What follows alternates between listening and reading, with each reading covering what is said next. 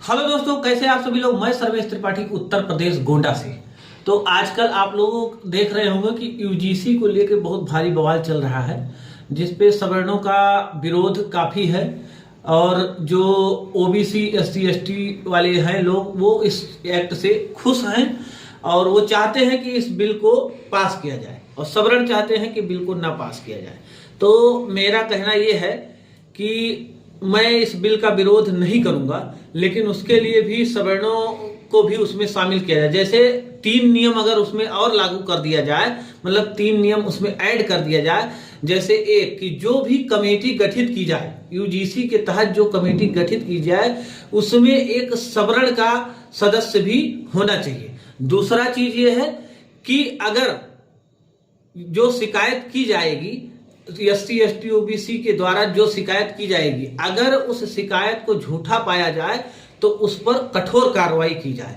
तीसरा ये कि अगर सवर्ण के बच्चे को भी कोई एससी एसटी ओबीसी का बच्चा अगर जात सूचक शब्दों से उसे गाली देता है या प्रताड़ित करता है तो उसके ऊपर भी कठोर कार्रवाई की जाए। अगर ये 3 नियम सरकार लगाती है तो किसी को भी इस नियम से, इस बिल से, इस एक्ट से कोई भी विरोध नहीं होगा।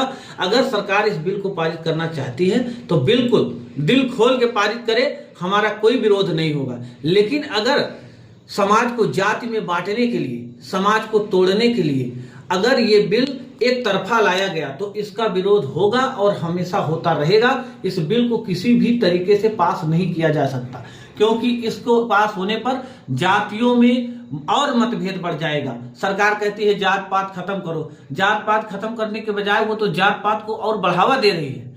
जहां पर आप सोचिए कि सामान्य वर्ग के, पिछड़े वर्ग के, एससी एसटी ओबीसी जनरल के बच्चे एक साथ बैठकर खाना खाते हैं, एक साथ रहते हैं, स्कूलों में कॉलेजों में एक साथ उठते बैठते हैं, वो सब दूरी में बदल जाएगा और एक दूसरे से बोलना तक बंद कर देंगे। कोई भी सवर्ण का लड़का किसी एससी एसटी ओबीसी बच्चे से बोलते हुए डरेगा कि कहीं वो खुन्नस में या किसी चीज को लेके अगर कहीं शिकायत कर देगा तो उसका करियर बर्बाद हो जाएगा। अगर ये 3 चीजें बिल में बनाई जाती है तो सवर्णों को इस बिल से कोई विरोध नहीं है। जय हिंद, जय भारत।